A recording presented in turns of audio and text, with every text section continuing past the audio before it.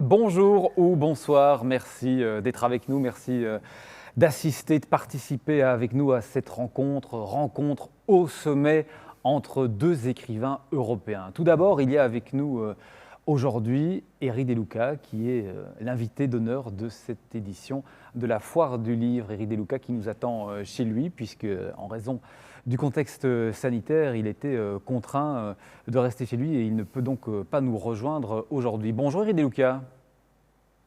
Bonjour, bonjour à vous. Merci d'être avec nous. Vous êtes l'auteur de pas mal de livres.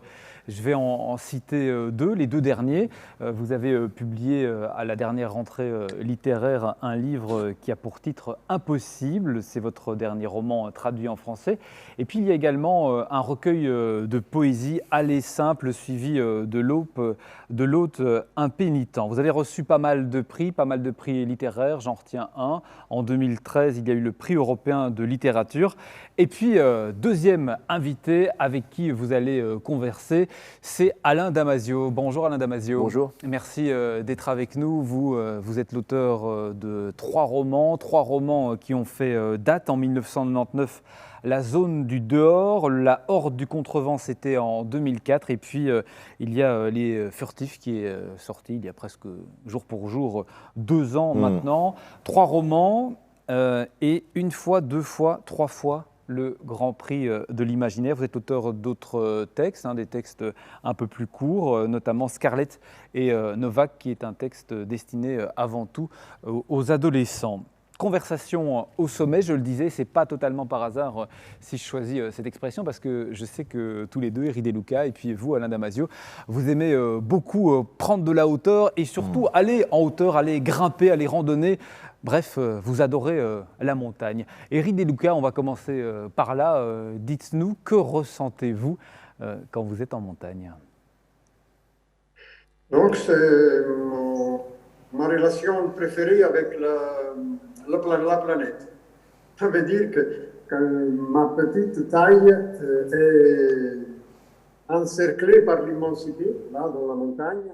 Et la présence humaine est réduite au minimum, insignifiante. Et là, c'est la juste relation entre le corps humain et la planète qui nous accueille.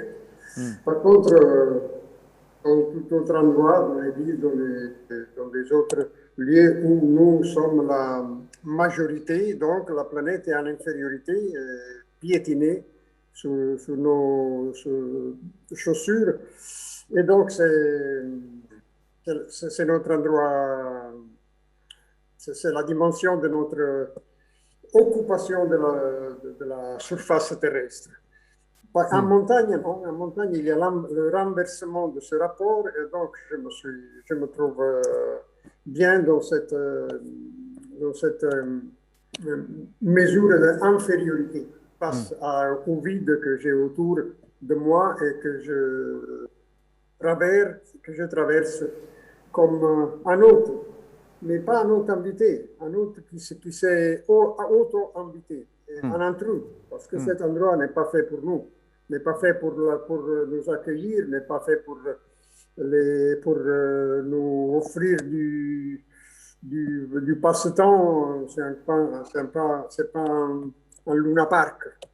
Et pourquoi aller là, Éric De Luca, où vous n'êtes pas accueilli, où vous n'êtes pas un invité? Parce que là, il y a la beauté à l'état pur. Nous sommes il y a cette attraction. Non, pas trop pour les auteurs, mais par la beauté. Et en plus, le corps humain est fait physiquement pour monter.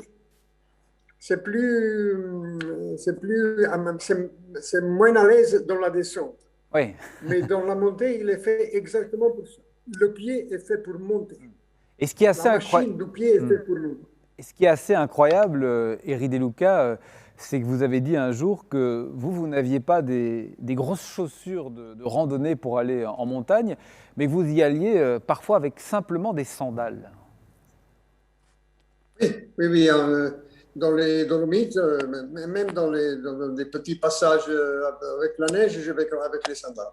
Je vais avec les sandales parce que mon pied est est bien exercé pour ça.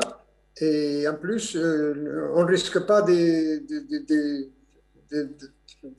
des accidents à la cheville, parce que le pied est indépendant de la chaussure. Et en plus, quand on descend, je ne perds pas plus les ongles des pieds, parce que dans les chaussures fermées, Ah ouais, c'est vrai. Ah, c'est l'ongle sûr. des pieds qui bat contre dans la descente, toujours j'avais les ongles des pieds partis. Et alors, comme ça, j'ai trouvé ma manière d'aller, de marcher. Chacun ses astuces, Ouais, chacun c'est bien sûr. ses petits trucs. Alain Damasio, vous ressentez quoi quand vous êtes en montagne, que Bah, moi, j'en vous ai. allez vers les sommets? C'est vrai que chaque fois que j'écris, je m'isole, et chaque fois que je m'isole, c'est quasiment toujours en montagne aussi. Moi, je suis pas un alpiniste comme Eri De Luca, et j'ai beaucoup d'admiration pour ça, parce que je suis fasciné par la capacité à grimper sur des hauteurs assez vertigineuses. Mais je suis un gros randonneur, effectivement. Moi, ce qui me frappe, c'est l'espèce de rythme. C'est-à-dire qu'il y a vraiment le rythme de la montée. Alors, tu vas monter 800, 1000 mètres de dénivelé. Et il y a cette espèce de lutte contre la gravité, quoi. C'est-à-dire que moi j'ai un physique, ça paraît pas comme ça, mais assez massif. C'est-à-dire que je suis 1m76 et je pèse 93 kilos, donc j'ai beaucoup de poids à monter. Ce qui fait que la montée, même s'il y a effectivement un geste très naturel à pousser, et il y a vraiment un sentiment de lutter contre la gravité, d'avoir cette espèce de lutte comme ça sur la gravitation terrestre. Et quand j'arrive au sommet et que je sais que je bascule de l'autre côté et que je vais redescendre, il y a ce moment de suspension où j'ai l'impression que ça y est, on m'a enlevé mon poids et que je suis léger et que j'ai toute la liberté devant moi parce que tout s'ouvre, cet espace de montagne qui t'oppresse dans la montée parce que tu es collé à elle. Tout d'un coup, tout s'ouvre, tout se libère et il y a une sensation de liberté qui est vraiment... Et généralement, les idées viennent en descendant. C'est-à-dire que dès que je commence à redescendre, alors même que la descente, on le sait, est difficile parce que surtout sur les descentes assez raides, tu as physiquement aussi beaucoup d'efforts à produire. Mais il y a quand même le fait que la gravité me tire vers le bas et je me sers de mon poids pour le coup, pour descendre. Et c'est là que généralement se libèrent les scènes, se libèrent les moments. Donc j'adore. Ouais. Vous prenez le temps de noter ça? Non, généralement, C'est juste dans la je l'ai en tête. Ok. Je fais confiance à la mémoire parce que la mémoire, mémoire organique, je trouve qu'elle est très juste. Elle ne va garder que ce qui est intéressant. Si j'oublie, c'est que ça méritait d'être oublié. Donc je note pas. Eri De Luca parlait de la beauté. Ah bah ça, c'est l'évidence pour moi. C'est-à-dire que c'est des moments où, en plus dans la solitude, je trouve que c'est extrêmement important d'être confronté à la beauté. Voilà. Si je me mettais dans des endroits où je n'étais pas confronté à la beauté quand je pars en randonnée, c'est 2, 3, 4 heures de rando, tu n'es pas alimenté. Voilà, tu as une énergie qui n'est pas la bonne pour écrire. Donc, moi, je trouve que la beauté, elle doit être là. Ouais, elle est indispensable. Mais plus que la beauté, c'est l'énergie aussi tellurique, c'est la puissance du soleil, c'est la force des torrents, c'est beaucoup de dimensions dynamiques liées à la nature que tu vas prendre en toi, qui vont te traverser, qui vont te nourrir. Le vent, quoi, ça c'est évident que... Et puis, il y a la question du vertige aussi quand on est en montagne. Ouais, c'est ce qui m'empêche, moi, d'aller trop haut, parce que j'ai le vertige vers le bas, mais Eri De Luca dit une chose très belle dans ton livre là, que tu as fait, qui s'appelle, je ne sais pas comment on dit en italien, Edice, je crois, et il dit en français. Ouais, Edice. Et j'aime beaucoup ce moment où tu parles du moment où le grimpeur arrive au sommet, et tu dis le vertige n'est pas par rapport à la distance du sol en bas, il est par rapport à l'immensité et au vide qu'il y a au-dessus du grimpeur, ce vide du ciel. Et c'est vrai que ce vertige-là, il est presque plus impressionnant que le vertige. C'est la frontière entre le ciel et la terre, en fait, Eri De Luca. Eh oui. Et je voulais ajouter quelque chose à propos de la beauté. Oui, allez-y. Ça veut dire que pour moi, la beauté, ce n'est pas une décoration faite par un artiste qui a décidé de faire la beauté. Mais c'est une force de nature, la beauté. La beauté des montagnes dépend du fait que ces montagnes ont été poussées par le bas vers le haut. Des forces souterraines ont poussé les chaînes de montagnes et continuent à pousser les montagnes en haut. La chaîne himalayenne continue à à s'agrandir en centimètres et à monter vers le haut. Donc, il y a une force de nature qui pousse du bas vers le haut, et ça, c'est la beauté. Je viens d'une ville qui est la ville de Naples, qui est une ville qui a un golfe légendaire pour sa beauté, très reconnu. Mais ce golfe a été bâti par des tremblements de terre, par des éruptions, par des catastrophes géantes, mais des forces souterraines qui ont façonné la surface de cette manière, de la beauté. La beauté est en effet secondaire de la force de nature qui pousse du fond de la terre. Merci pour ces La précisions. beauté aussi le flair, mais le flair aussi lui pousse vers le haut. La sémence, quand la sémence, on l'enterre dans le sol, mais comment fait-elle la sémence à savoir quelle est la direction pour sortir? Elle se trouve... Et pour se transformer en plante et puis en fleur. Non, mais pour sortir, pour trouver la sortie, parce qu'elle est ensevelie.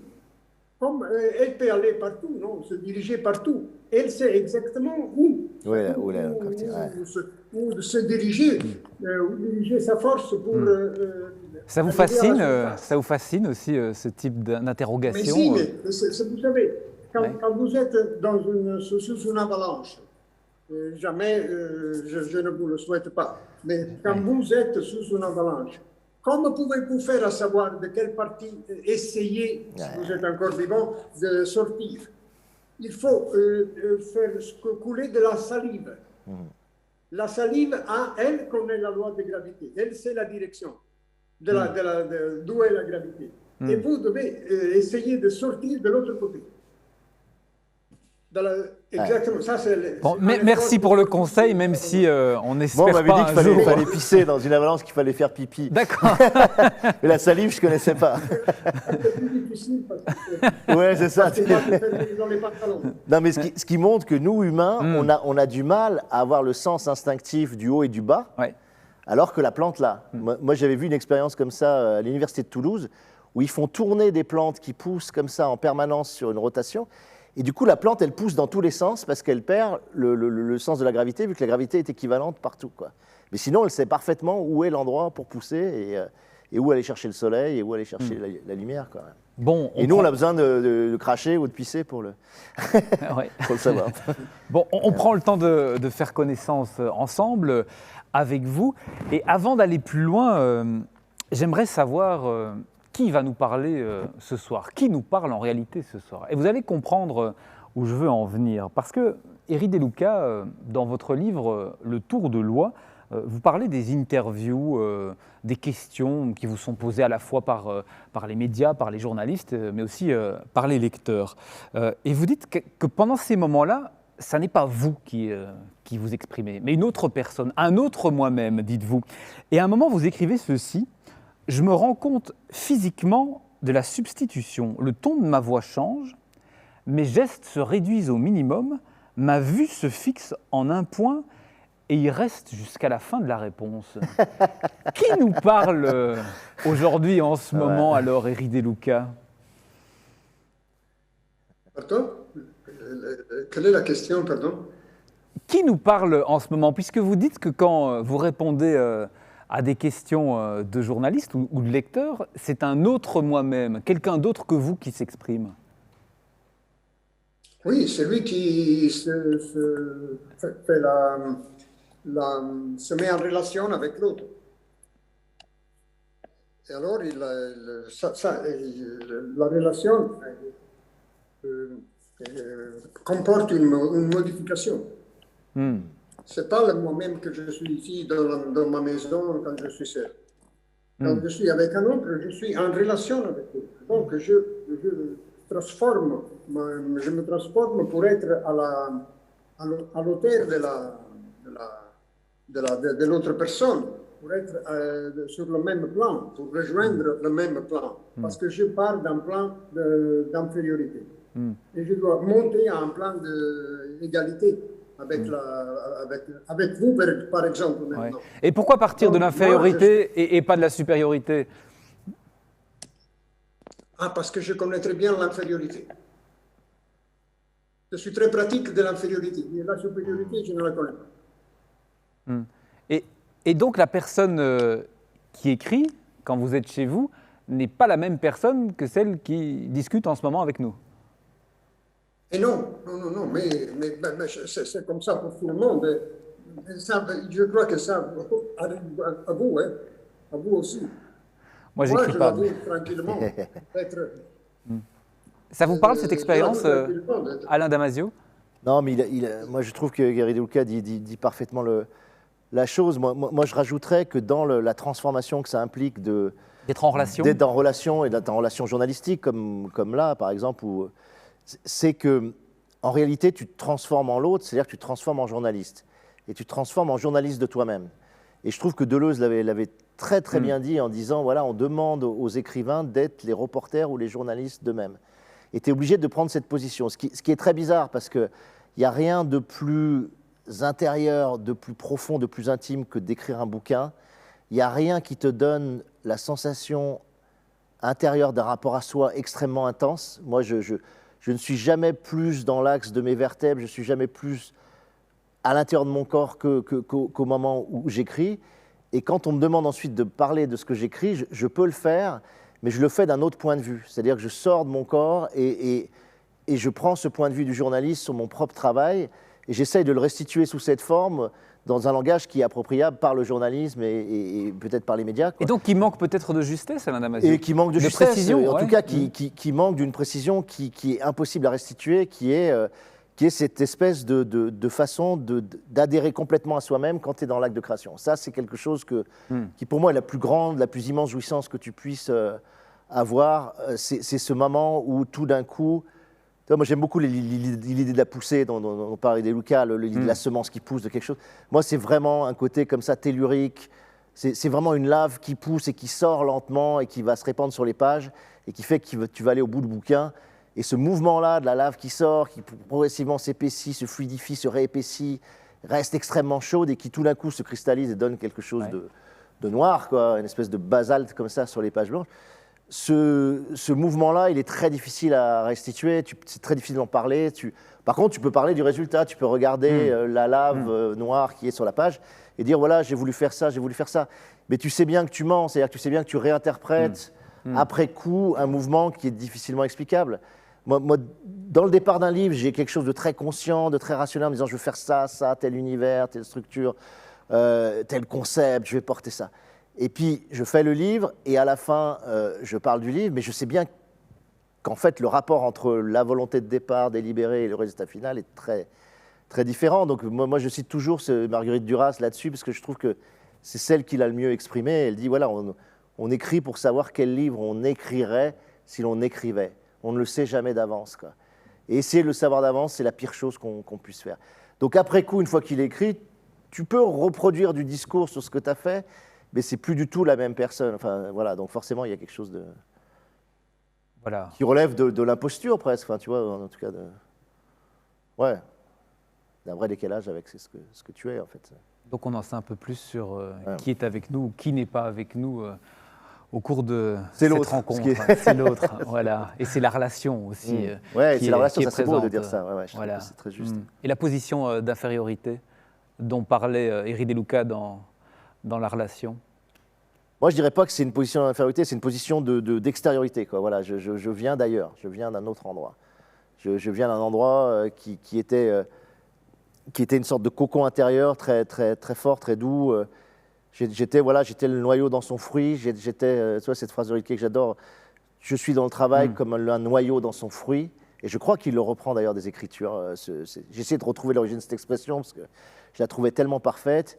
Et apparemment, elle viendrait des Écritures. Mais peut-être qu'Éric De Luca l'a lu ou le sait. Mais se dire, je suis un noyau dans un fruit qui est en train de dilater, d'accroître le fruit qui va être l'œuvre, c'est de là que tu viens. Et du coup, après, tu es hors du fruit et on te demande de parler de qui tu étais quand tu étais le noyau. Donc, c'est compliqué. Je vous laisse réagir, Éric De Luca, à ce que vient de dire Alain Damasio. entendu des belles images. Des belles images. J'ai appris, ça me plaît avoir des images comme ça, de les faire sortir, de partager. Non, mais, ma position est que la question est plus belle de la réponse. Ouais, c'est vrai.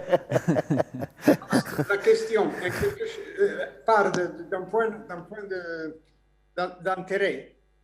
C'est un acte de cordialité. Une personne s'intéresse de ce que tu fais, de ce que tu es. Donc, s'approche et te pose une question pour te connaître. Pour avoir une connaissance de toi. Ça, c'est un acte de courtoisie et de cordialité. Et les réponses sont à la suite de cet acte de courtoisie et de cordialité. Ce sont des actes de courtoisie aussi, hein, les réponses. C'est celui qui pose les questions qui le dit. On essaie d'égaliser la courtoisie avec des réponses. Mais mes réponses changent toujours. Parce que change en relation à la personne qui me pose la question. Et subit aussi des questions de la part du magistrat. Ouais. Mais là, ce ne sont pas des questions pour connaître quelque chose. C'est pas vraiment de la convivialité, là, Eri De Luca. C'est pas de la courtoisie, donc non, là. Et le but, c'est pas de connaître, mais le but est de trouver confirmation de ce qu'il prétend de savoir déjà. Ça veut dire de la hypothèse de crime. Donc là, ce sont toute autre espèce de questions. Mais en connaissant les deux côtés de la question, donc j'ai beaucoup plus j'ai eu le temps d'apprécier les belles questions de la curiosité, de l'intérêt. Et ces belles questions, je les ai connues après avoir connu les autres questions. Donc je les apprécie davantage. Bon, on va continuer alors.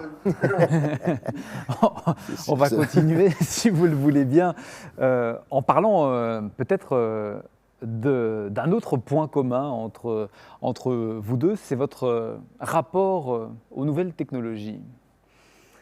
Vous n'êtes pas, disons-le franchement, des grands utilisateurs des nouvelles technologies. On sait toutes et tous, Alain Damasio par exemple, que vous n'avez pas de téléphone portable. C'est un choix, c'est une décision prise déjà il y a un bon bout de temps.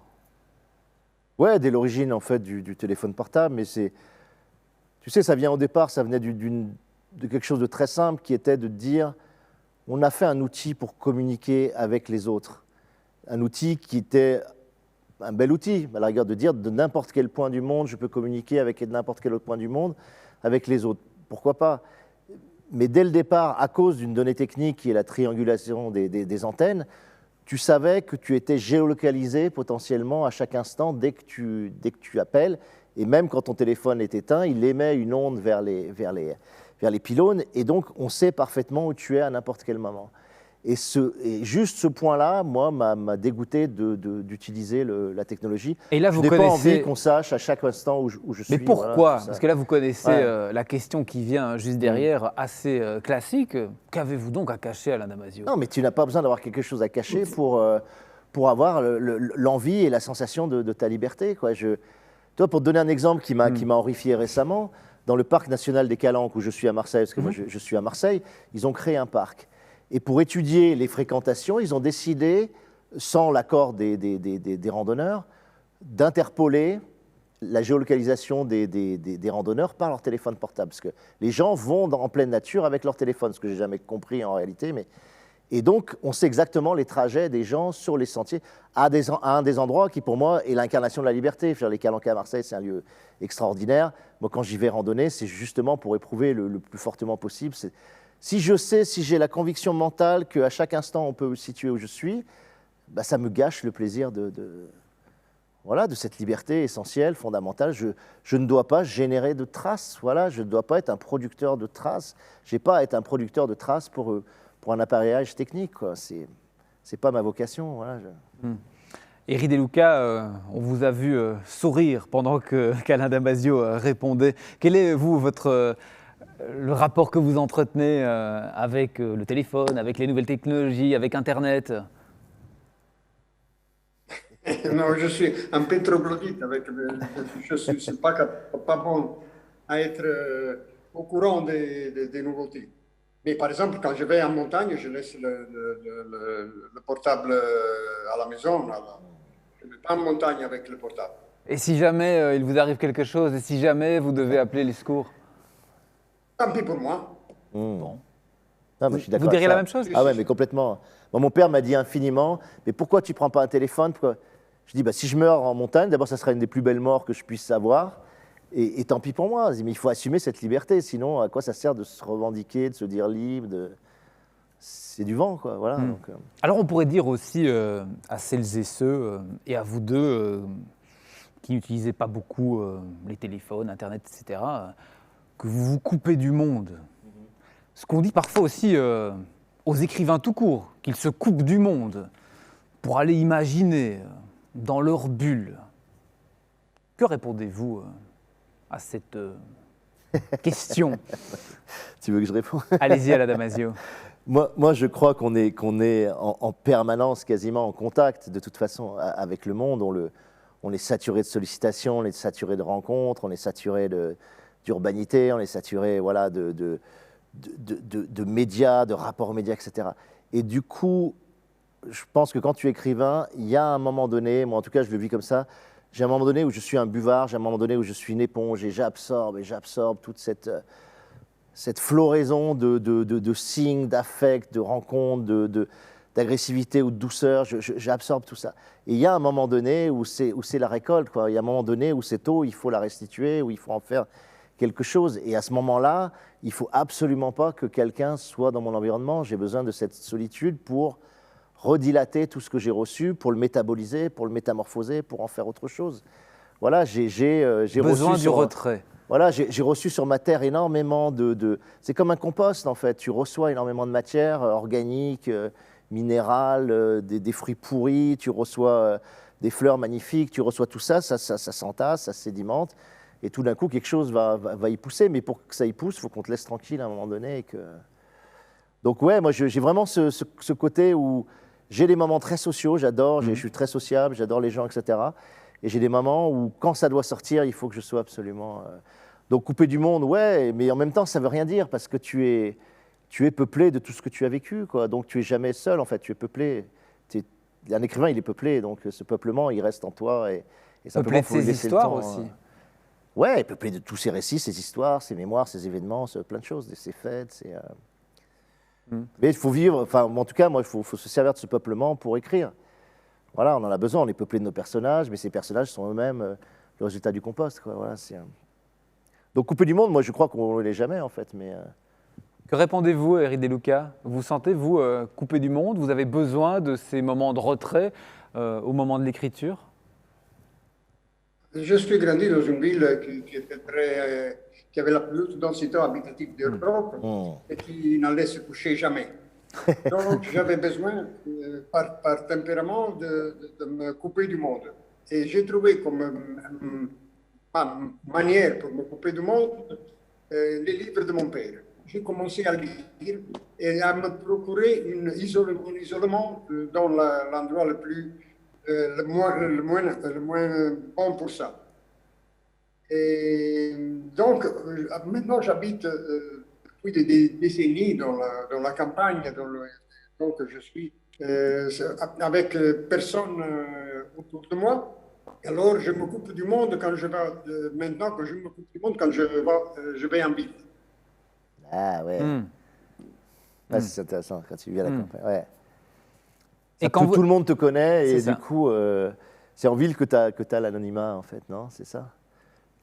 Et quand vous écrivez, vous avez besoin d'être isolé? Vous pouvez pas. Mais je peux écrire partout, même dans un stade de foot. Parce que je me concentre, j'ai une capacité d'isolement total dans n'importe l'endroit. Vous pourriez, vous, Alain Damasio, non, moi, j'ai jamais dans été un capable. stade de foot? J'ai plein d'amis écrivains qui, effectivement, écrivent dans le bus, dans des bars. Stade de foot, j'avais pas fait ça. Mais... Et il y a même des écrivains qui ne peuvent non, mais pas moi, je suis très, seul. très limité là-dessus. Moi, j'ai vraiment besoin, par contre, pour le coup, qu'il n'y ait même personne dans la pièce, que je sois seul dans une maison. Je Je suis très, très rudimentaire là-dessus. Je n'arrive pas du tout à créer la concentration ça pénètre trop dans mon chant, dans mon rythme. Donc, il faut vraiment que je sois seul. Ouais. On écrit parce qu'il y a quelque chose qui cloche, sans quoi on se contenterait de vivre. Ça, ce sont des mots du prix Nobel de littérature, Patrick Modiano. Moi, j'aimerais savoir ce qu'il en est pour vous. Pourquoi écrivez-vous, Alain Damasio? Waouh. Je savais que ça allait Est-ce être que dur, c'est parce qu'il y a quelque chose qui cloche? Est-ce que vous pourriez vous contenter, sinon de vivre, simplement? Moi, c'est marrant parce que d'abord, je suis quelqu'un qui écrit peu, même si quand j'écris Ouais. des gros livres. C'est-à-dire que je peux passer plusieurs années sans écrire du tout, quoi. Ça m'arrive notamment après. C'est-à-dire que pour moi, si ça n'obéit pas à une nécessité absolument profonde, vitale, je n'écris pas. Je vois pas l'intérêt de rajouter un livre, un autre livre. Donc là-dessus, j'ai fait que 3 romans en 25 ans. Et quelle est alors la nécessité qui se cache derrière Je pense les que la livres? nécessité, c'est qu'à un moment donné, tu as l'impression que ce livre peut transformer quelque chose. Voilà. Moi, j'ai envie d'écrire quand je me dis le livre va opérer comme un transformateur d'énergie. Voilà. Les gens qui vont entrer dans le livre, qui vont le lire, qui vont en sortir, seront transformés. Ah oui. Affectivement, politiquement, conceptuellement, peu importe, au niveau perceptif, au niveau des modes d'attention, au niveau des sensations internes, peu importe, mais le livre va opérer comme un transformateur d'énergie. Et j'essaie de bâtir ça, voilà, j'essaie de bâtir quelque chose qui puisse transformer l'énergie, alors évidemment vers le haut, et évidemment avec plus d'intensité, c'est-à-dire qu'il ne s'agit pas de détruire, de dilapider l'énergie ou d'appauvrir l'énergie des gens, il s'agit de l'enrichir pour moi, en tout cas de leur donner une vitalité plus forte, plus haute, et j'écris pour ça, j'écris quand j'ai le sentiment que un récit peut amener ça, voilà. Et tant que j'ai pas cette sensation-là, je n'arrive pas à avoir le goût, l'envie d'écrire, j'arrive pas à... Mais ça doit être lié me porter, à un événement Non, c'est que tu sens que tu as en toi, je sais pas, Et là, par exemple, Ouais. 2 ans après Ouais. Les Furtifs, vous sentez quoi? Vous ressentez Rien. quoi? Rien, Alain Damasio. Non, je suis sur d'autres projets, je suis sur des projets politiques, on essaie de bâtir une communauté, on essaie de bâtir une zone autogouvernée, enfin il y a Ouais. des Sorte projets de comme ZAD. ça. J'ai besoin de vivre, j'ai besoin de rencontrer des gens, mais je suis absolument pas prêt à écrire, je n'ai rien à dire, en tout cas de plus que ce que j'ai déjà dit, ou en tout cas rien à écrire. Donc j'ai pas la nécessité de... Et ça se trouve, je l'aurais pas, et je finirai ma vie en ayant fait 3 romans, c'est pas du tout... Ah, ça, c'est possible, Ah ouais, vous ne c'est pas du tout l'excluez un pas. problème pour moi, il faut que ce soit absolument nécessaire. Ça pour moi, c'est une dimension éthique. Si je ne sens pas la nécessité absolue, je veux pas. Je pourrais écrire, voilà, j'ai la capacité technique, après 30 ans d'écriture, d'écrire des livres, c'est pas une difficulté, mais il faudra. Il faut que ce soit utile, autrement dit. Ouais, en tout cas, c'est dur à expliquer, ouais, je sais pas. Il faut que ça soit une nécessité. Une nécessité, ça vient pas, c'est rare, quoi. Voilà. La sensation d'une nécessité, c'est rare. C'est puissant et c'est rare. Oui, mais vous auriez pu vous dire, par exemple, après la crise, quand je dis après, ou pendant la crise que nous traversons, qu'il y avait une nouvelle nécessité qui était en train de germer. Ça pourrait être un moteur pour un nouveau livre, par exemple. Tu vois, les Furtifs, ça vient vraiment de l'idée de... Il y avait une nécessité pour moi historique, sociale, politique très forte de dire on arrive à une sorte d'acmé de la société de contrôle, de la société de trace, la traçabilité devient arachnéenne, on est dans un monde où tout est absolument archivé, tracé, stocké, corrélé, etc. On est dans un monde où on capte constamment de l'information sur les gens. C'est dans un monde où les angles morts deviennent extrêmement ténus. Et là, pour moi, il y avait nécessité de trouver ce concept de furtivité, d'essayer de dire qu'est-ce que ça serait ces animaux furtifs, comment on peut mettre en scène, en forme, en imaginaire cette idée de furtivité, et comment l'offrir aux gens, comment en faire un cadeau, comment lancer cet horizon, cette piste de la furtivité. Ça me paraissait vraiment une nécessité. Alors, il y a toujours un côté très mégalo là-dedans, enfin de dire ça même, je me rends bien compte que c'est mégalo, de se dire comment un petit individu peut ouvrir ou vouloir ouvrir Mais c'est des votre portes. moteur. Voilà, mais c'est mon moteur. Voilà, cette mégalomanie-là, en tout cas, très précise, c'est mon moteur, de dire je veux essayer de faire sentir qu'il y a une ouverture vers la furtivité possible, et que cette furtivité va nous empuissanter, va nous donner beaucoup plus de liberté, va nous ouvrir, va nous rendre heureux, va nous reconnecter aussi, en tout cas nous faire renouer avec le vivant. Et donc là, ça vaut le coup que je fasse un livre. Voilà, c'est comme ça que je procède. Et vous, Éric Deluca, pourquoi écrivez-vous? Est-ce que vous le savez? Oui, oui, je le sais, je me tiens en compagnie avec l'écriture. Depuis l'âge d'adolescence, d'enfance, mon premier récit, j'avais 11 ans. C'était un récit sur un poisson. C'est un poisson. Et, et c'était un poisson qui niait l'existence de l'espèce humaine. D'accord. C'est beau ça. Et c'était m'est venu comme esprit de contradiction envers les écritures de Phèdre, d'Ésope, non? Les animaux d'Ésope, de Phèdre. Ah, des Ah, de fait. d'accord. Étaient des marionnettes de l'être humain. Ah, Réduit à faire les marionnettes de l'être humain. Donc là j'étais fâché contre lui. Alors, j'avais inventé un animal qui niait l'existence des êtres humains et ne croyait pas oui. Donc, j'écris pour me tenir compagnie. Et dès que j'écris, souvent à travers des souvenirs, parce que j'ai une mémoire incapable de faire le métier de mémoire. Donc, une mémoire complètement réticente. C'est parce que vous aimez laisser des traces aussi, alors. Alors quand la mémoire me donne quelques petits morceaux d'une autre époque, de personnes que j'ai perdues, alors pour faire durer le souvenir, alors je me mets à l'écrire. Et comme ça, le souvenir commence à évoquer des divagations, des autres souvenirs. Je m'écris une histoire. Je pars avec une petite trace de mémoire et après, je vois que la mémoire invente des divagations. Ça, c'est très amusant pour moi. Je me tiens accompagné en m'écrivant une histoire. En plus, quand j'étais... Ça a été toujours comme ça. Mais dans les années, j'ai fait par une partie de ma vie une vie ouvrière, non? Oui, vous avez été longtemps ouvrier, oui. Dans ce métier. Et alors là, le métier qui m'a arraché tout le temps et toutes les énergies. Voilà que l'écriture, à l'époque, avait quelque chose de résistante contre l'usure de la journée. C'était quelque chose c'était un petit temps arraché. Une sorte de résistance et de revanche, en fait. Un temps sauvé. Donc, il contenait du bonheur. Et alors, ça m'est resté collé, ce sentiment de bonheur pendant que j'écris. Et donc, pour moi, il s'agit de ça. Ouais. C'est ma manière de me procurer du bonheur. Vous dites que l'écriture, que les livres vous tiennent compagnie. Ils vous tiennent plus compagnie, par exemple, que des êtres humains, Éric De Luca? Matériellement, oui. Oui, je passe des journées entières sans écouter aucune voix. Et alors, pour remédier à cette absence, je commence à chanter, pour écouter au moins ma voix. Non, mais je fréquente peu. Et cette année d'isolement m'a amélioré dans l'isolement. Peut-on parler d'amélioration?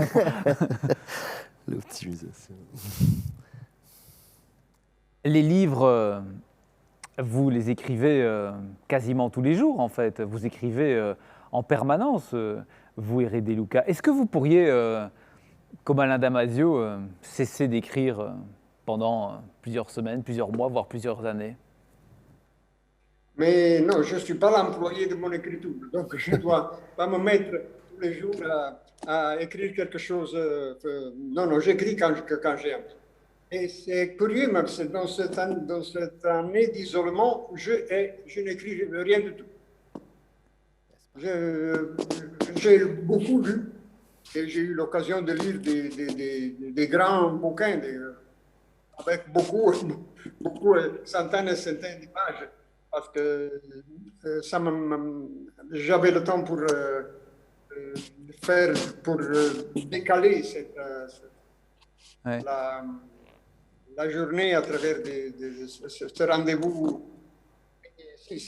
Rendez-vous Je suis. avec les livres. Comment ça se fait, à votre avis? Est-ce que vous savez l'expliquer, le fait que vous n'avez pas ou très très peu écrit cette année pendant cette crise sanitaire? Non, quand je n'écris pas, je n'ai rien à me reprocher ou à m'expliquer. Je n'écris pas. Je fais autre chose. Vous, Alain Damasio, la crise sanitaire vous a un petit peu bloqué au niveau du stylo? J'ai pas écrit du tout non plus. Ouais. J'ai écrit quelques articles politiques pour Mediapart ou des réactions, mais qui sont pour nous un autre registre, quoi. C'est pas un registre d'écriture, c'est un registre vraiment de combat, de lutte, mais j'ai pas du tout eu cette espèce de montée, de se dire tiens, ça libère quelque chose. Et, je sais pas, je crois que c'est très dévitalisant quand même ce type de solitude imposée, le fait de plus avoir de rapports sociaux, des rapports qui sont tamisés par les interfaces, fait que il te manque une énergie qui est précieuse pour l'écriture. En tout cas, moi j'ai beaucoup de gens autour de moi qui sont soit des intellectuels, soit des écrivains, qui n'ont rien écrit du tout. Sans qu'on ait l'explication, alors que tu te dis quand même, c'est un moment précieux. Il y a eu quand même pas mal de journées de voilà, confinement. T'as des journées. Après, moi, je suis en famille aussi, donc c'est-à-dire que j'ai des filles. Tu vois, j'ai ma fille de 10 ans, 13 ans, qui sont tout le temps là, du coup, ma femme. Donc, je vis plutôt dans le cocon familial, et comme moi, j'ai besoin de cette solitude, ça m'aide pas non plus. Mais même, je pense que j'aurais pas écrit. Ouais, c'est marrant, ouais, on sait pas trop pourquoi. On dit de vous deux que vous êtes des écrivains engagés. Vous, Éric De Luca, vous, Alain Damasio. Et d'ailleurs, le mot était dans la présentation de cette rencontre. Est-ce que c'est une étiquette qui vous va? Et si oui, si je puis dire, à quoi est-ce qu'elle engage? Être un écrivain engagé, à quoi est-ce que ça engage? Allez, Alain Damasio pour commencer. Pour moi, c'est quand même très basique, mais ce côté basique apparemment n'est pas partagé par tous les écrivains. À partir du moment où tu produis une œuvre dont tu sais qu'elle est lue, dont tu sais qu'elle va effectivement toucher, transformer, affecter les gens, tu ne peux pas te poser la question de qu'est-ce que tu amènes, voilà, qu'est-ce que tu... Mais certains disent, par exemple, moi j'écris juste pour faire passer le temps, pour divertir. C'est nier tout rapport social, c'est nier tout rapport de rencontre. Je veux dire, un lecteur, il rencontre un livre. Il rencontre un livre au même titre que tu rencontres toi un tableau, une musique, une autre personne, ou, comme le dit magnifiquement Deleuze, une heure de la journée, une lumière, rencontrer la neige, rencontrer un arbousier, rencontrer, tu vois. Les rencontres ont lieu, et très fortement, avec les livres. Passer 20 heures à l'intérieur d'un livre, c'est une rencontre avec des personnages, avec un récit, avec une mémoire, avec une énergie. Et donc il y a forcément engagement. Tu sais que les gens, ils vont traverser tout ça. Donc forcément, ça me paraît impossible de ne pas se poser la question de qu'est-ce que je suis en train de leur donner, qu'est-ce que je suis en train de transformer, qu'est-ce que je suis en train de faire, de leur faire, ou qu'est-ce qu'ils vont se faire eux-mêmes en lisant le livre, en traversant le livre. Ça me paraît impossible de pas se sentir responsable ou en tout cas embarqué, engagé par rapport à ça. Donc du coup, vous êtes un écrivain engagé. Forcément, quoi. Et donc tu te poses la question de dire en quoi ce que je suis en train d'écrire va tirer les gens vers un monde, par exemple, que j'aurais envie de voir advenir, ou un monde dont j'aurais envie de les arracher, quoi, un monde désirable, hein, comme on dit, ces mots tout faits, mais d'horizon désirable, etc. Mais en tout cas, vers quel type de monde j'ai envie de les embarquer, voilà. Et donc tu te poses la question. Donc engagé nécessairement, enfin voilà, je vois pas comment c'est possible de faire autrement. Ou alors tu considères que tu es l'émanation égocentrée de quelque chose, et tu simplement tu as envie de produire, tu produis du livre, et puis advienne que pourra, mais je sais pas, ça me paraît bizarre. Et vous, Éric De Luca, écrivain engagé, forcément? Je prends le mot engagé en relation à ma constitution de citoyen. Je ne peux pas dire que je suis un citoyen engagé, je suis un citoyen qui a pris des engagements. Et j'ai pris des engagements que je pouvais pas faire à moins, que je pouvais pas me dérober de ces engagements. Des engagements très forts qui m'ont mobilité ma sensibilité de citoyen. Dans l'ambiance, dans l'écriture, est-ce qu'il y a de l'engagement pour un écrivain? Oui, je pense que oui. Mais quel est l'engagement d'un écrivain? Il est responsable, il est un professionnel responsable de la parole. Alors, je crois que cette responsabilité s'explique comme je fais la comparaison avec un cordonnier. Est-ce qu'un cordonnier, qu'est-ce que doit faire comme engagement, un cordonnier?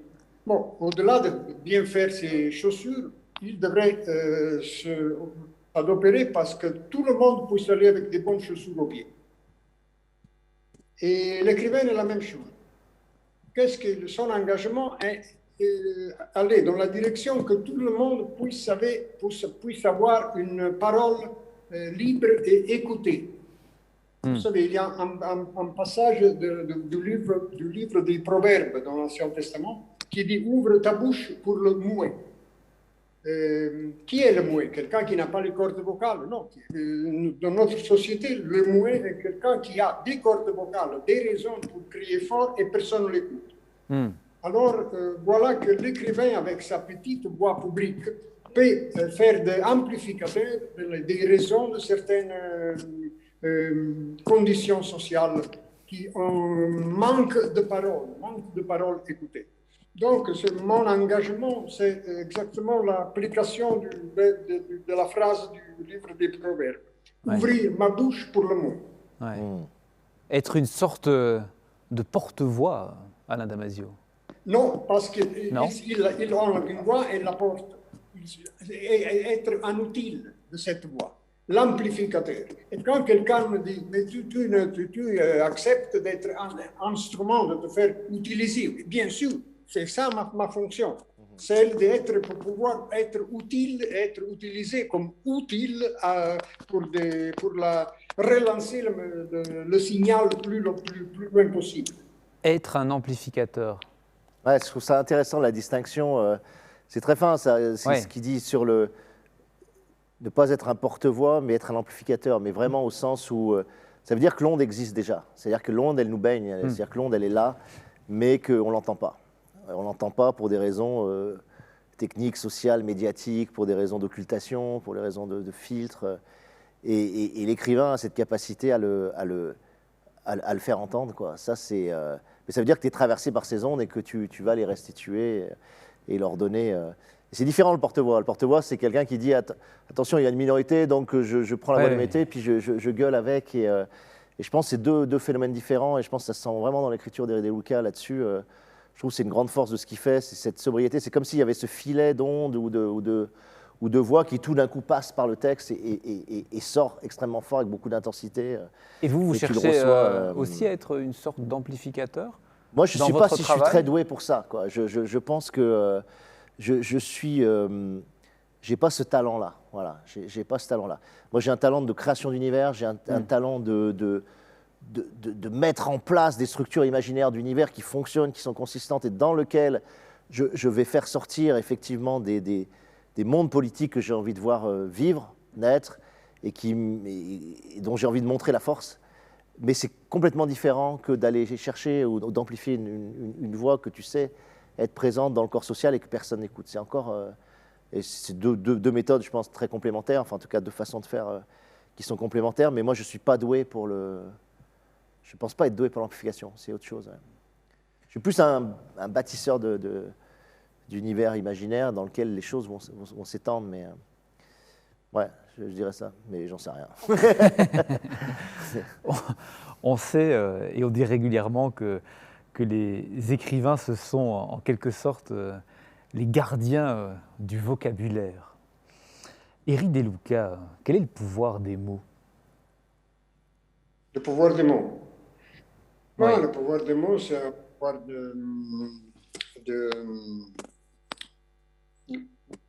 Je fais que cet exemple. je regarde un tableau.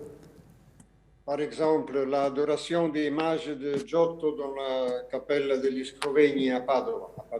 Je regarde ce bleu magnifique, ce tableau magnifique. Et je suis ému par ce tableau magnifique. Mais voilà qu'il y a quelqu'un qui m'explique les détails de ce tableau. Il me fait comprendre la matière, l'intention de Giotto, l'organisation des personnages. Et alors, je revois la même image, mais avec une haute définition. C'est ça qui est le langage. C'est ça qui est le pouvoir de la parole. Donner de la haute définition à la réalité. Les mots qui, pour vous, sont vivants, des mots donc qui peuvent aussi mourir, Éric De Luca. L'écrivain, il doit tenter de les maintenir en vie? Les mots sont des... Le vocabulaire est quelque chose de vital et de bon. Donc, s'il est vivant, il y a aussi des mots qui meurent et qui passent, qui sont oubliés. Mais une fonction supplémentaire pour moi, c'est celle de défendre les mots de leur falsification. Je fais un exemple. Quand en Italie, certaines forces politiques parlent d'invasion à propos des flux migratoires, Oui. Voilà que je dois défendre le vocabulaire italien contre cet abus de faux vocabulaire. Parce qu'invasion est quelque chose qui se produit avec une armée qui passe les frontières, envahit un autre pays pour le soumettre et pour l'occuper. On ne peut pas employer, on n'a pas le droit d'employer le mot invasion et le verbe envahir pour des personnes qui arrivent à petit, des nombres, désarmés, femmes et enfants compris.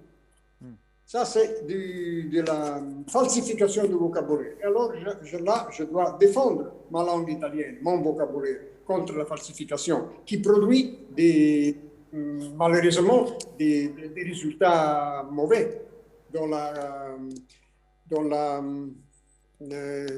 conscience de qui l'écoute, dans la réalité de qui écoute, et qui absorbe ces mots faux.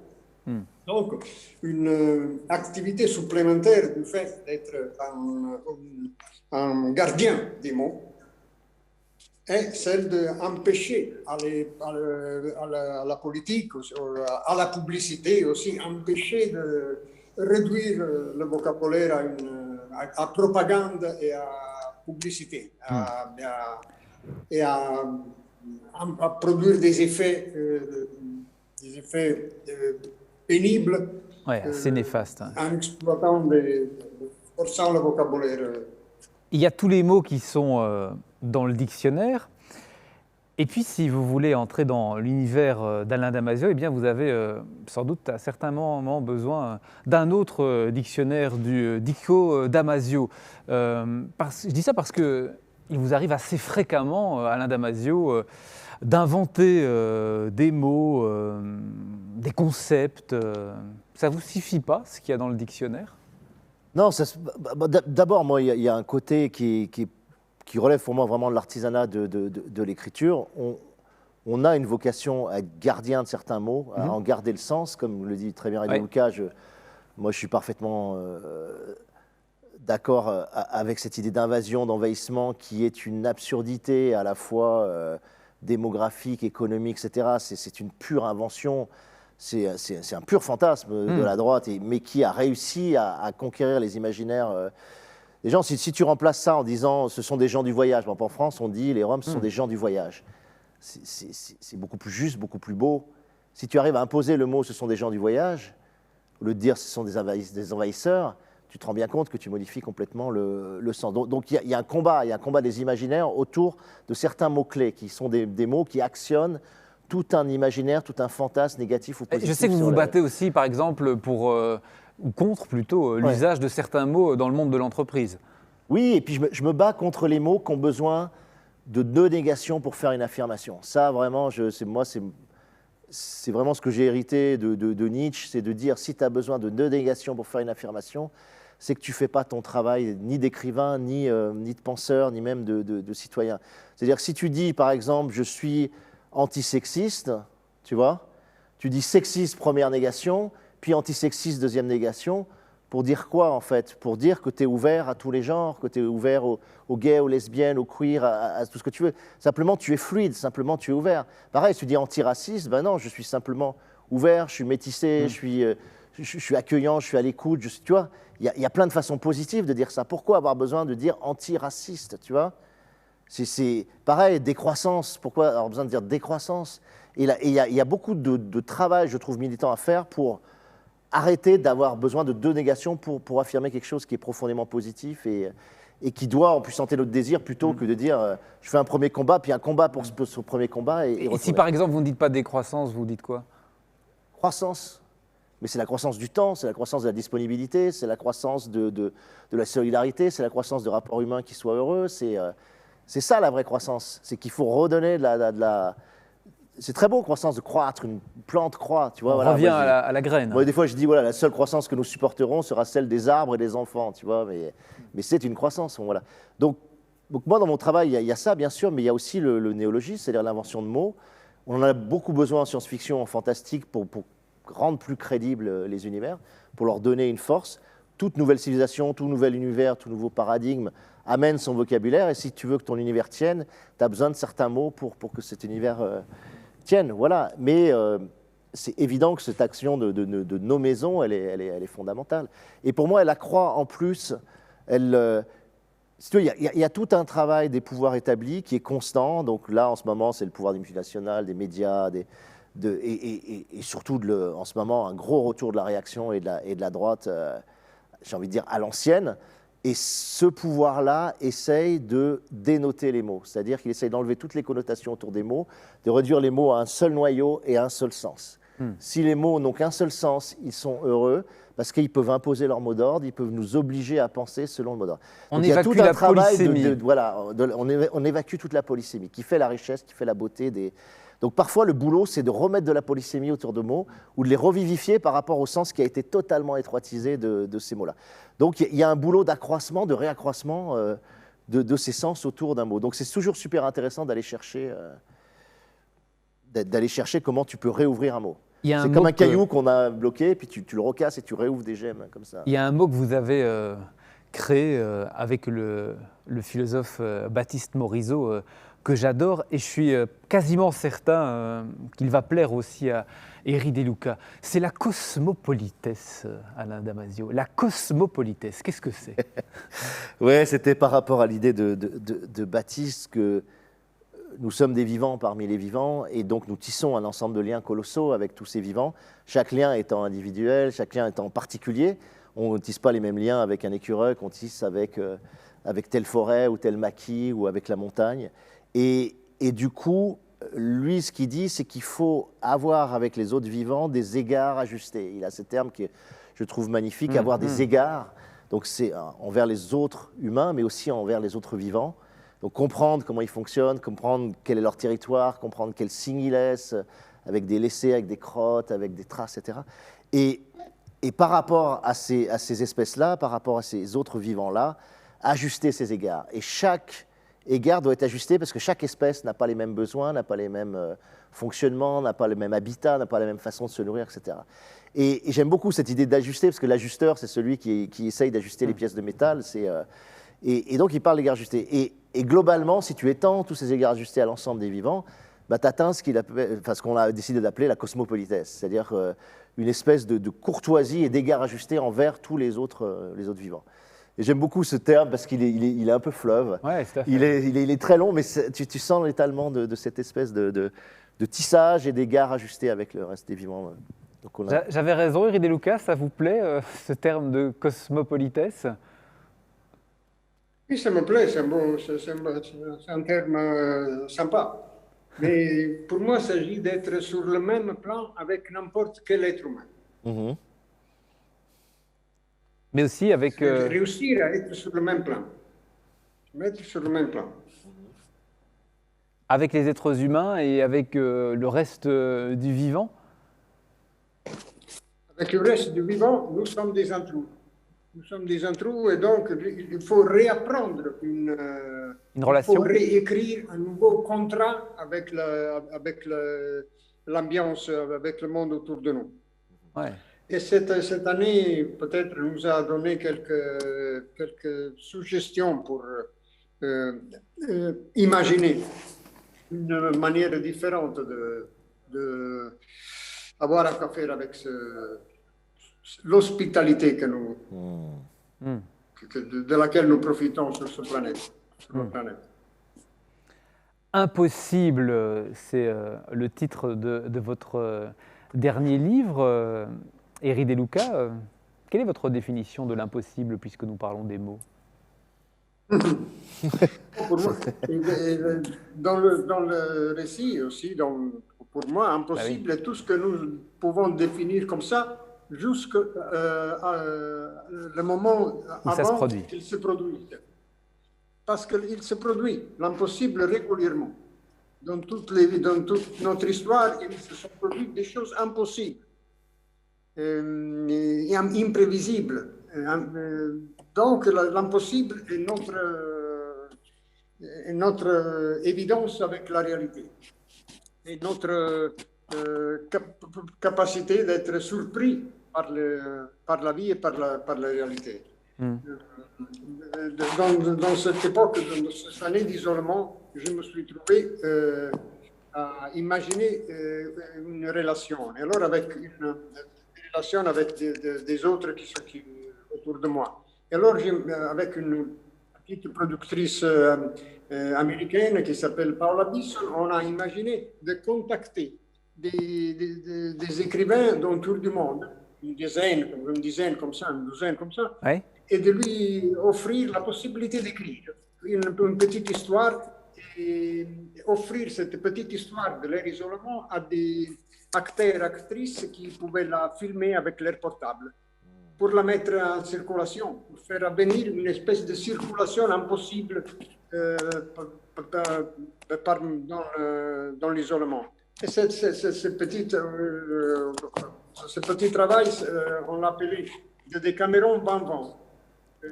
On l'a mis sur YouTube gratuitement. Et c'était toute une chose faite gratuitement par les écrivains, par les acteurs, par les actrices qui ont fait ce métier. Donc, Pardon, ça va s'appeler comment? de Decameron, comme le titre de l'histoire de Boccaccio, de Decameron Van. Et c'était toute une activité gratuite faite par des personnes comme ça. Et à l'imaginer, c'était impossible. Mais et on a eu beaucoup de personnes qui ont dit non, nous ne sommes pas intéressés. Mais il y a eu des réponses un peu partout dans le monde. Moi aussi, j'ai eu la chance de connaître des écrivains que je ne connaissais pas. C'est quoi l'impossible pour vous, Alain Damasio? Pour moi, c'est surtout le discours que tiennent les pouvoirs en place pour nous empêcher de bouger, quoi. Et du coup, moi, je trouve que notre boulot, alors particulièrement en écrivain de l'imaginaire, c'est d'essayer de redonner du possible au réel. Voilà, le réel dans lequel on vit, dans lequel on est inséré, dans lequel on se débat. Ce réel-là nous est donné comme le seul réel possible. Et dès qu'on prétend aller ailleurs, faire autrement, déployer d'autres façons de vivre, par exemple économiquement, etc., on te dit c'est impossible. Voilà. Donc cette espèce d'oukase qui t'est donnée pour ne surtout pas changer le réel. Donc nous, notre boulot, je trouve qu'il consiste à faire ça, quoi, à redonner du possible au réel et à le redonner à travers nos récits, à travers notre travail imaginaire, à travers les modèles de société qu'on met en place dans nos livres, quoi, ou les modèles de relations qu'on met en place. Donc voilà, du possible, sinon j'ai tout. Possible Moi, au réel. Ouais. On arrive au terme de cette rencontre déjà. On n'a plus beaucoup de temps. Alors précisément, j'aimerais qu'on termine en parlant quelques instants du temps, avec quelques mots extraits de l'un de vos livres, Eri De Luca. Vous dites ceci: « Jusqu'ici, ce n'est pas le temps qui m'a usé, c'est moi qui l'ai usé. Qui est le voleur? Le temps ou nous?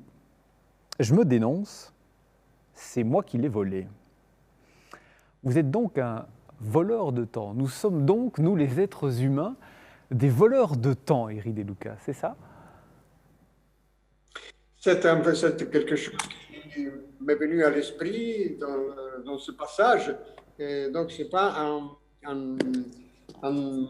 un mot philosophique qu'on peut mettre dehors de là, mais dans cette histoire-là, dans ce moment-là, je trouve qu'il explique quelque chose de l'histoire et de la personne qui écrit ces mots, qui dit ces mots.